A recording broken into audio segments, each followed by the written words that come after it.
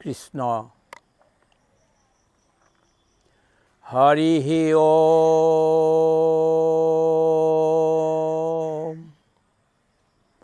হৰি ওম, হৰি ওম। ওম নমো ভগৱতে বাসুদেৱায়। ওম নমো ভগৱতে বাসুদেৱায়। ওম নমো ভগৱতে বাসুদেৱায়। পুৰুষোত্তমায়।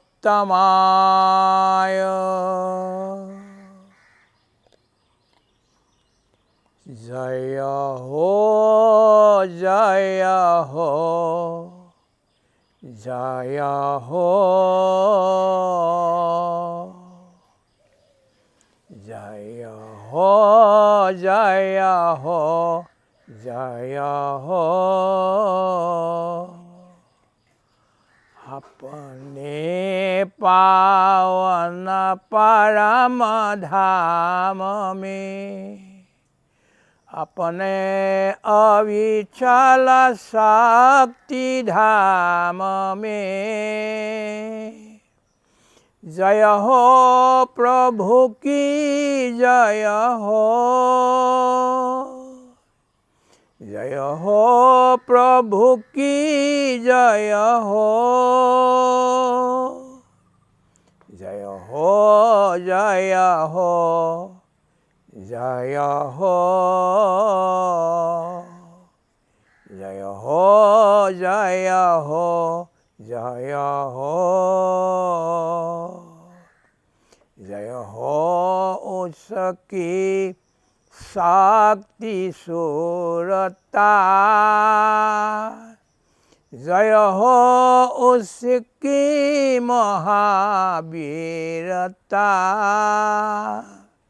जय हो प्रभु की जय हो, जय हो प्रभु की जय हो,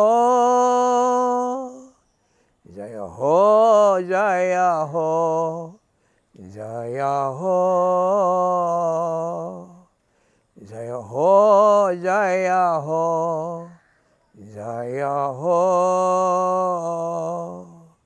जय हो, जय हो, जय हो।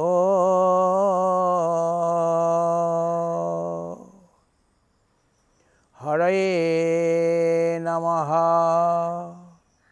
हरे नमः, हरे नमः। जय श्री कृष्ण। পঢ়ুসকল, আমি এতিয়া ঈশা উপনিষদৰ মধ্যভাগ পাইছোঁহি। অত্যন্ত গভীৰ বিষয়। যোৱা তিনিজনা মন্ত্ৰ আৰু অহা তিনিজনা মন্ত্ৰক বৌদ্ধিক হাৰ্দিক সাধনা বুলি কোৱা হয়। ইয়াৰ বুদ্ধিও আছে আৰু হৃদয়ো থাকিব লাগিব, দুইটা।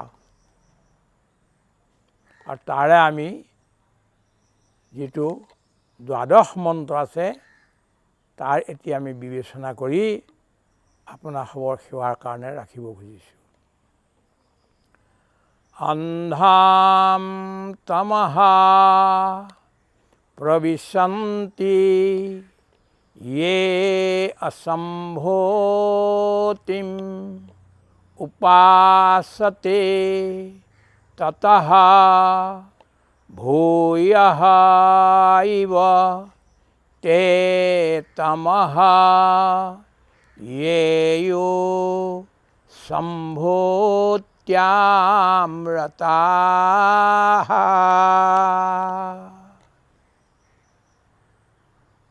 ইয়াৰ আগতে আমি অবিদ্যা আৰু বিদ্যা পাইছিলোঁ। তিনিটি মন্ত্ৰত ইয়াৰ বিবেচনা কৰিবলৈ যত্ন কৰা হ'ল। এতিয়া আৰু তিনিটি মন্ত্ৰ ইয়াত বিবেচনা আমি কৰিব লাগিব, সম্ভূতি আৰু অসম্ভূতি বা অসম্ভূতি আৰু সম্ভূতি এই দুইটাৰে। আগৰ যি আছিল ই আছিল বৌদ্ধিক স্তৰত, মগজুৰ স্তৰত আছিল। আজিৰ যি আৰম্ভ হ'ব ই হাৰ্দিক হৃদয়ৰ স্তৰত। আমি যিবিলাক বস্তু বুদ্ধিত থাকে বা বুদ্ধিৰে চৰ্চা কৰোঁ সেই বস্তুবিলাকক যদি বুদ্ধিতে ৰাখি এৰি দিওঁ তেতিয়াহ'লে এইটো এটা only it will be N intellectual gymnasium, বৌদ্ধিক কচৰত হ'ব যেতিয়ালৈকে আমি ইয়াক হৃদয়লৈ নানো। হৃদয় আমাৰ প্ৰথম ঘৰ, ব্যাপক ঘৰ।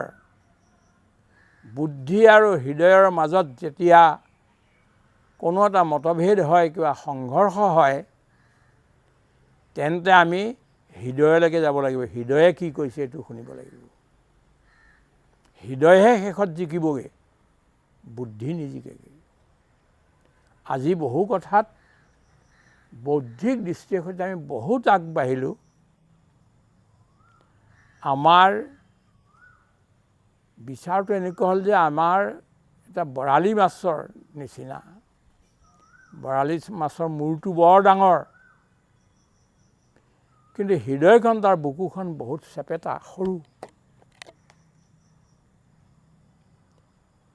বুদ্ধিৰে আমি বহুত কথাই জানি গ'লোঁ। আজি ইনফৰমেশ্যন নলেজ আমাৰ ইমান বাঢ়ি গ'ল যে আমি এই পৃথিৱীৰ কথাটো জানোৱেই, বিশ্ব ব্ৰহ্মাণ্ডৰ কথাও জানিবলৈ ধৰিলোঁ।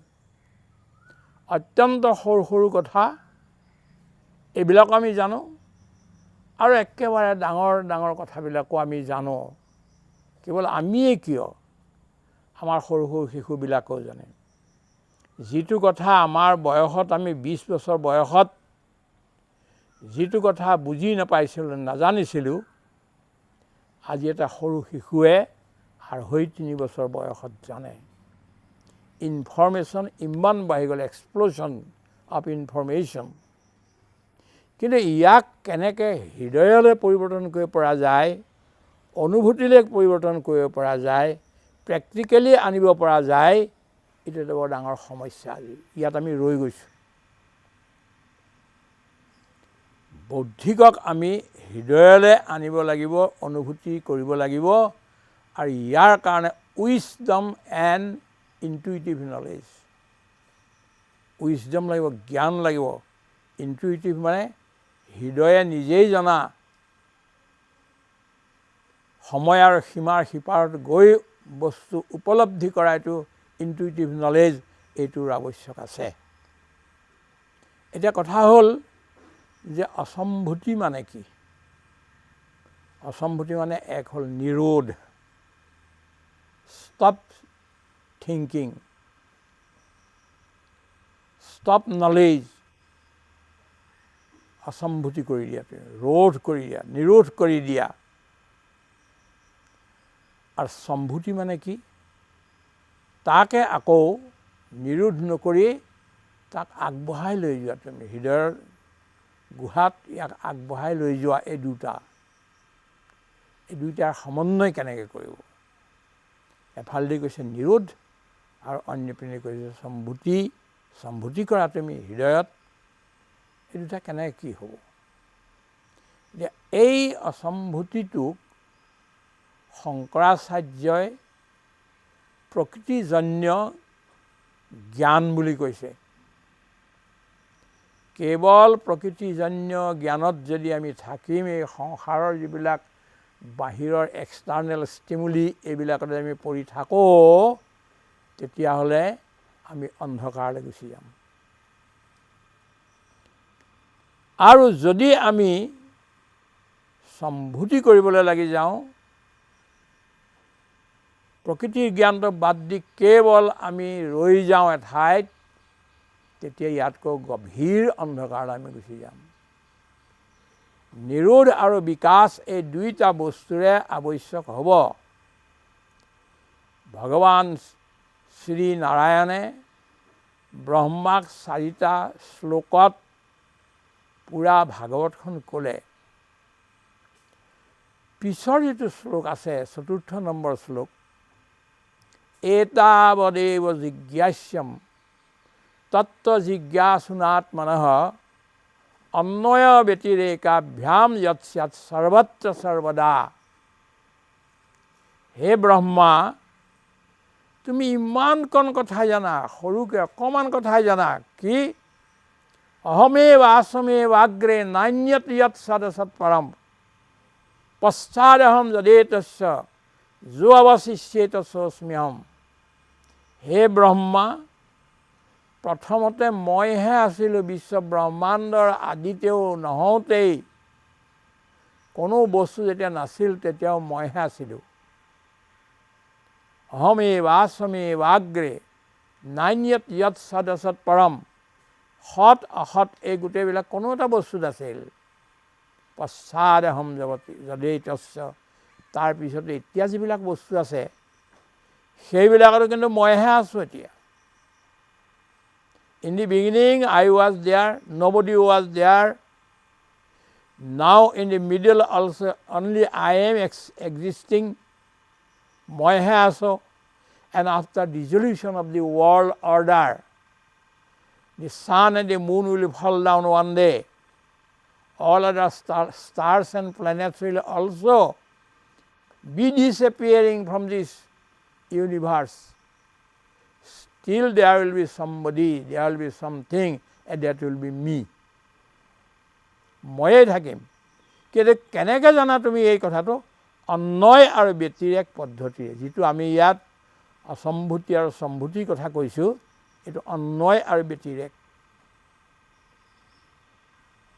অন্বয় পদ্ধতি মানে সম্ভূতি আৰু ব্যতিৰেক পদ্ধতি মানে হ'ল অসম্ভূতি। এইটো নাই, এইটো নাই, এইটো নহয়, এইটো নহয়, এইটো নহয়, এইটো নিৰোধ কৰা, সেইটো নিৰোধ কৰা, সেইটো নিৰোধ কৰা, যদি এই ৰাস্তাতে গুচি যাওঁ, বেদে যিটো কৈছিল নেতি নেতি নেতি ন ইতি ন ইতি ন ইতি, এইটোও নহয় ব্ৰহ্ম, এইটোও নহয়, এইটোও নহয়, এইটোও নহয়, এইটোও নহয়, এই নহয় নহয় কৰি থকা এইটোতো ঠিক নহ'বগৈ গৈ, তেতিয়া আমি আকৌ ৰাস্তা উলিয়াবগৈ নোৱাৰিম। কোনো পৰিণামত কেৱল ৰিজাল্টত আমি নাপামগৈ গৈ, এইটো বৰ ডাঙৰ কথা। মই যদি কওঁ যে মই মাছ নাখাওঁ, মই যদি কওঁ যে মই মাংস নাখাওঁ, এইটো কোৱাটো ভালনে, নেখাওঁ কোৱাটো ভালনে? যে মই মাছবিলাকক আৰু জীৱ জন্তুবিলাকক মই বৰ ভাল পাওঁ, এইটো ভাল কথা। নেগেটিভটো কোৱাতকৈ মই এটা পজিটিভ কিবা ক'ব লাগিব, যে মই ভাল পাওঁ, এই জীৱবিলাক যে মই অতি ভাল পাওঁ। Why shall I commit any crime against them? I should not. মোৰ ভাল পোৱাটো তেতিয়াহে সম্ভৱ হ'ব যেতিয়া মই তেওঁলোক সকলোকে মৰম কৰিম, তেওঁলোকৰ বিকাশত মই হাত লগাম, তেওঁলোকৰ বিকাশক আগবঢ়াই লৈ যোৱাত মই কাম কৰিম। অশ্বমেধ যজ্ঞ, মেধ মানে আমি আজিকালি কাটি পেলাই জুইত অগ্নিত অৰ্পণ কৰি দিয়াটোকে বুজিছোঁ, সেইটো নহয়। মেধ শব্দ হৈছে বিকাশ কৰা, আগবঢ়াই লৈ যোৱা, সেই জাতিটোৰ আৰু উন্নতি কৰোৱা, এইটো মেধ। Sir Moniar and Moniar Williams ডিক্সনেৰীত মেধ শব্দৰটো এইটো অৰ্থ আছে। মেধ, আমি যে অশ্বমেধ যজ্ঞ কৰোঁ, অশ্ববিলাকক আগবঢ়াই নিব লাগিব, তাহাঁতক বিকশিত কৰিব লাগিব, ডেভেলপ কৰিব লাগিব, প্ৰিজাৰ্ভ, প্ৰটেক্ট এণ্ড ডেভেলপ, এই গোটেই বস্তুটো কৰিব লাগিব। আমি কি কৈ আছিলোঁ এতিয়ালৈকে? যে অন্বয় ব্যতিৰেক পদ্ধতি মানে সম্ভূতি আৰু অসম্ভূতি দুইটা বস্তু ৰাখিব লাগিব। কিছুমান কথাৰ আমি অসম্ভূতি কৰিব লাগিব। কেৱল যদি অসম্ভূতি কৰি যাওঁ তেতিয়াহ'লে আমি অন্ধকাৰলৈ যাম, মৃত্যুলোকলৈ যাম। কিন্তু অসম্ভূতি নকৰি যদি কেৱল আমি হৃদয়ত সম্ভূতিয়ে কৰি গৈ থাকোঁ, এইটো লাগে সেইটো লাগে, এইটো বঢ়াই বঢ়াই গৈ থাকোঁ, আৰু বেয়াবিলাকক আমি বাধাই নিদিওঁ, তেতিয়াহ'লে আমি আৰু ঘোৰ অন্ধকাৰত পৰি যাম। গতিকে ইয়াৰ বিবেক কৰিবলৈ আমাক এই ঈশা উপনিষদে আমাক দিছে যে এফালেদি কালি যিখিনি কথা কোৱা হ'ল সেইখিনিয়ে আকৌ সম্ভূতি আৰু অসম্ভূতি এই দুটা শব্দই লগাইছে নতুনকৈ, বাকী চববিলাক একেই আছে। কিন্তু ঋষিয়ে বুজি পাইছে যে বিষয়টো অলপমান কঠিন, সেইকাৰণে তেওঁলোকে প্ৰথমতে অবিদ্যা আৰু বিদ্যাৰ কথা ক'লে, কথা একেখিনিকেই। আকৌ আজি এইটো কৈছে যে অসম্ভূতি আৰু সম্ভূতি, এই দুইটা বস্তু লাগিব। এতাৱদেৱ জিজ্ঞাস্যম তত্ত্ব জিজ্ঞাসুনাত্মনঃ। হে তত্ত্ব জিজ্ঞাসুসকল, তোমালোকে ইমানকণ কথাই জানা, কেনেকৈ? অন্বয় ব্যতিৰেকাভ্যাম যৎসৎ সৰ্বত্ৰ সৰ্বদা। কিছুমান বস্তুৱে আমাক মায়াত পেলায়, কিন্তু সেই একেটা বস্তুকে আমি ভালকৈ যদি লওঁ তেতিয়াহ'লে সি আকৌ আমাক মায়াৰ পৰা বচাই লৈ গুচি যায়। মোৰ ওচৰত থকা এই ফুলবিলাক, এই পখিলাবিলাক মায়া নে মুক্তি? এফালৰ পৰা চালে এইবিলাক মায়া, এইবিলাকে সংসাৰত বান্ধিব পাৰে। কিন্তু অন্য ফালৰ পৰা চাবলৈ গ'লে এইবিলাক প্ৰভুৰ বস্তু। ইয়াক দেখাৰ লগে লগে প্ৰভুৰ যিটো ৰূপ, তাৰ বিশ্বৰূপ, তাৰ এটা অংশ মধুৰ এটা ৰূপ আমি দেখা পাম। গতিকে কেৱল মায়া নহয়, কেৱল বিৰোধ নহয়, কেৱল বস্তুটো বেয়া এইবুলি ক'লে নহ'ব, আমি সেইটো চাব লাগিব। ঘৰখনত পতি পত্নী আৰু ল'ৰা ছোৱালী থাকে, ঠিক সেইধৰণে সমাজখনটো থাকে। পতিয়ে যদি ভাবে পত্নী মায়া, মই ইয়াত পৰি বন্ধনত পৰি গ'লোঁ, তেতিয়াহ'লে ইটো হ'ব ব্যতিৰেক পদ্ধতি। কিন্তু এইটোকে সদায় যদি মায়া মায়া মায়া মায়া বুলিয়ে ভাবি থাকোঁ, তেতিয়াহ'লে আমি আগবাঢ়িব নোৱাৰিম, আমাৰ অন্ধকাৰলৈ যাম আমি। আপোনাৰ পত্নীগৰাকী আপোনাৰ কাৰণে সহধৰ্মিনী, she is a co-helper in your honest work, righteous work. ভাল কৰ্মত তেওঁ সহধৰ্মীগৰাকীয়ে সহায় কৰিব। ঠিক তেনেকৈ সহধৰ্মিনীগৰাকীয়েও যদি ভাবে যে মানুহজন মোৰ কাৰণে বিপদহে হ'ল, এই বাধাহে হৈছে, তেতিয়াহ'লে ইয়াৰ পৰা বহুত দূৰ আগবাঢ়ি যাব নোৱাৰিব, অন্ধকাৰতে পৰি যাব। মহিলাগৰাকীয়ে যদি এইটো ভাবে যে মানুহজন কিমান ভাল, এই অকলশৰীয়া সংসাৰত মোক কমেও এটা প্ৰটেকশ্যন দি, সংৰক্ষণ এটা দি আগবাঢ়িবৰ কাৰণে যত্ন কৰিছে। মহাত্মা গান্ধী আৰু মাতা কস্তুৰবাৰ যিটো বা জয়প্ৰকাশ নাৰায়ণ আৰু তেওঁৰ পত্নী, এই দুইজনৰে যিটো মৰম স্নেহ আৰু ইজনে সিজনক সাধনাত আগবঢ়াই লৈ যোৱাৰ যি কাম কৰিছে, সেইটোতো আমিওতো কৰিব পাৰোঁ। গতিকে আমাৰ কোনো বাধক নহয়। আমাৰ ল'ৰা ছোৱালীবিলাক কেনেকৈ আমাৰ বাধক? আমাৰ ল'ৰা ছোৱালীকেইটাই আমাৰ কাৰণে গকুল আৰু বৃন্দাবনৰ কাম কৰিব পাৰে। গকুলৰ যেনেকৈ গোপবালকবিলাকে কৃষ্ণক কৰিছিল, মহিলাবিলাকে যেনে গোপীবিলাকক কৰিছিল, তেনেধৰণে ইজনে সিজনক ভাবিলে যে মোৰ ঘৰত এইকেইটা ল'ৰা ছোৱালী মায়া হৈ অহা নাই, বন্ধন হৈ অহা নাই, দায়িত্ব লৈ মোক পঘাৰে বান্ধিবলৈ অহা নাই, কিন্তু এওঁলোকে মোক সহায় কৰিবলৈ আহিছে। মোৰ যিটো লিগেচি, এই লিগেচিটোক আগবঢ়াই লৈ যাবলৈ মোৰ যি সংস্কৃতি আছে, এই সংস্কৃতিক আগবঢ়াই লৈ যাবৰ কাৰণে এওঁলোক আহিছে। গতিকে এওঁলোকক প্ৰভুৱে পঠিওৱা, বৃন্দাবনৰ পৰা প্ৰভুৱে পঠিয়াই দিছে আমাৰ কাৰণে। আমি এখন গকুল আৰু বৃন্দাবন কৰিব লাগে। সম্ভূতি আৰু অসম্ভূতিৰো অৰ্থ এই একেটাই। সম্ভূতি কেৱল যদি অসম্ভূতি কৰোঁ, কেৱল না না না না বেয়া বেয়া বেয়া বেয়া এইবুলি ভাবি থাকোঁ, তেতিয়াহ'লে আমি অন্ধকাৰত পৰি যাম আৰু মৃত্যুৰ ফালে গুচি যাম। কিন্তু যদি আমি কেৱল সম্ভূতিয়ে কৰোঁ, অসম্ভূতি নকৰাকৈ কেৱল যদি সম্ভূতিয়ে যি য'ত যেনেকৈ আছে চববিলাক যদি আমি লৈ ল'বলৈ লওঁ, আপোনাৰ হাতত 10 কোটি টকা আছিল, সেইটোকে লৈ আপুনি পাণ বজাৰ ফাঁচী বজাৰত গৈ বস্তু কিনিবলৈ লাগি গ'ল। যি যেনেকৈ বস্তু পালে গোটেইবিলাক যদি এফালৰ পৰা আমি কিনি ল'বলৈ বিচাৰোঁ তেতিয়াহ'লে এইটো সম্ভূতি ঠিক নহয়। আমি গ্ৰহণ কৰোঁতেও বিচাৰ কৰি কৰিব লাগিব। মহাপুৰুষ মাধৱদেৱে বৰ সুন্দৰ কথা এটা শেষৰ ফালে কৈছে, ভাল কথা শুনি আছি মনে লৈলো সাৰ বাচি। ভাল কথা শুনি আছি, মই ভাল কথাবিলাকহে শুনিম। বেয়া কথা, গ্ৰাম্য কথা যিবিলাক এইবিলাক মই নুশুনো। ঈশ্বৰৰ কথা শুনিম, ভক্ত বৈষ্ণৱৰ কথাখিনি শুনিম, আধ্যাত্মিক জ্ঞানৰ কথা শুনিম, ভক্তিৰ কথা শুনিম, ভাল কথা। কিন্তু তাৰ ভিতৰতো মই বিবেক কৰিব লাগিব, মনে লৈলো সাৰ বাচি। ভালবিলাকৰ গোটেইবিলাক ল'লে নহ'ব।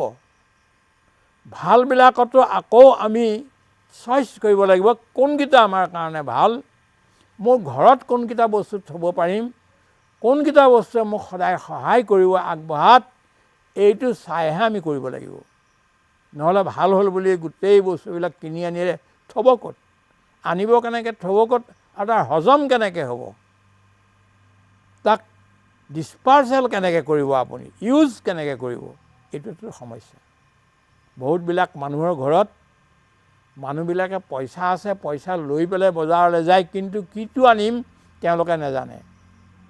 যিটো দেখে সেইটোকে তেওঁ মানে ডিচাইড কৰি এইটো ল'ম। এইটোকে বোলে ফ'ৰ্চ কাষ্টমাৰ। আগতে ভবা নাছিল আৰু গৈ পোৱাৰ লগে লগে সেই বস্তুবিলাকে তেওঁক আকৰ্ষিত কৰিলে আৰু তেওঁ তাকে ল'বলৈ আৰম্ভ কৰি দিলে। বহু মানুহ ফ'ৰ্চ কাষ্টমাৰ, নিজে ভাবি নলয় যে মোক কোনটো লাগে আৰু কোনটো নালাগে, কিন্তু বজাৰে তেওঁক আকৰ্ষণ কৰি তেওঁৰ পৰা বস্তু কিনোৱাই আৰু লৈ আনাই ঘৰলৈ, আৰু ঘৰত থ'বলৈ জেগা নাই। আমাৰ ঘৰখনত যিমানে বাহ্য বস্তু ভৰাই গৈ থাকিম সিমানে আমি কিন্তু ঈশ্বৰক বাহিৰলৈ উলিয়াই দিয়া হ'ব। ভগৱানৰ কাৰণে জেগা নাথাকিব। বস্তুবিলাকৰ সেৱা কৰোঁতেই, বস্তুবিলাকক আলপৈচান ধৰোঁতেই ভগৱানক কৰিবলগীয়া কামটো থাকি যায়। ভগৱানলৈ আমি সময়ে উলিয়াব নোৱাৰা হৈ যাওঁ। বহুত সময়ত ৰাতি 12টালৈকে আমি জাগি থাকোঁ, কিন্তু ভগৱানৰ কাৰণেতো নাজাগো। বাহ্য বস্তু যিবিলাক বস্তুৰ কোনো আৱশ্যক নাই সেইবিলাকৰ কাৰণে আমি সময় দিওঁ আৰু ভগৱান থাকি যায়। ৰাতিপুৱা সেইকাৰণে দেৰিকৈ উঠোঁ আমি। Early to bed and early to rise makes a man healthy, wealthy and wise. যিমানে সোনকালে শুব সিমানেই নিদ্ৰা ভাল আহিব, স্বপ্ন নোহোৱাকৈ আহিব, আৰু আপোনাৰ স্বাস্থ্যটো ভাল কৰিব যিমানেই এইটো কৰে। কিন্তু যিমানে আপুনি দেৰিকৈ গৈ থাকে সিমানেই আপোনাৰ অসুবিধাবিলাক আহি গৈ থাকিব। কোৱাৰ তাৎপৰ্য এইটো যে আমাক ভগৱানে দুটা বস্তু দিছে, বিদ্যা আৰু অবিদ্যা, সম্ভূতি আৰু অসম্ভূতি। এই দুয়োটাৰে বিবেক কৰি আমি যদি আগবাঢ়ি গৈ থাকোঁ তেতিয়াহ'লে আধ্যাত্মিক জগতত আমাৰ প্ৰগতি দিনক দিনে হৈ গৈ থাকিব। আমি লাহে লাহে পৰম শান্তিৰ স্পৰ্শ পাবলৈ ধৰিম। আজি মানুহ অশান্ত, চাৰিওফালে অশান্ত, চাৰিওফালে মানুহৰ অন্ধকাৰ, চাৰিওফালে মানুহৰ অনিশ্চয়তা, জীয়াই থাকিম নে নাথাকিম, সংসাৰখন থাকিব নে নাথাকে, তাৰপিছত এই সমাজখন থাকিব নে নাথাকে, তাৰো একো চিন্তা নাইকিয়া হৈ গৈছে। এই ক্ষেত্ৰত আমি শান্তিৰ আৰাধনা কৰিব লাগিব, শান্তিৰ সাধনা কৰিব লাগিব, আৰু ইয়াৰ কাৰণে সম্ভূতি আৰু অসম্ভূতি এই দুয়োটা বস্তু আমি সমানে আগবঢ়াই লৈ যাব লাগিব। আৰু ইয়াত বিবেকে, মহাপুৰুষসকলৰ বাণীয়ে আৰু জ্ঞানীসকলৰ পথ প্ৰদৰ্শনে আমাক সহায় কৰিব, আৰু উপনিষদেতো আমাক কৰিবই কৰিব। এই সৰু উপনিষদত আমি এইখিনি কথা পাইছোঁ। ইয়াৰ আগলৈ যেতিয়া ডাঙৰ ডাঙৰ উপনিষদবিলাক আহিবগৈ, কঠোৰ উপনিষদ আহিব, মুণ্ডক উপনিষদ আহিব, শ্বেতচেতাৰা উপনিষদ আহিব, আৰু ছান্দোগ্য আৰু বৃহদাৰণ্যকটো এক এক অৰণ্যৰ নিচিনাই। অনেক কথা, অনেকবিলাক হীৰা মুকুতা, নানা প্ৰকাৰৰ ফুল, নানা প্ৰকাৰৰ ফল তাত আমি পাই গৈ থাকিম। গতিকে এই আৰম্ভটো ইয়াত হৈছে। আপোনালোক সকলোকে ধন্যবাদ জনাই আমি আমাৰ বক্তব্য ইমানতে সমাপ্ত কৰিব খুজিছোঁ। আপোনালোকৰ আজি যিখিনি বিবেচন আছে এইখিনি আপোনালোকৰ ওচৰত নিবেদন কৰা হ'ল। হৰি ওম তৎসৎ, হৰি ওম তৎসৎ, হৰি ওম তৎসদিতি। হৰয়ে নমঃ, হৰয়ে নমঃ, হৰয়ে নমঃ। জয় শ্ৰীকৃষ্ণ।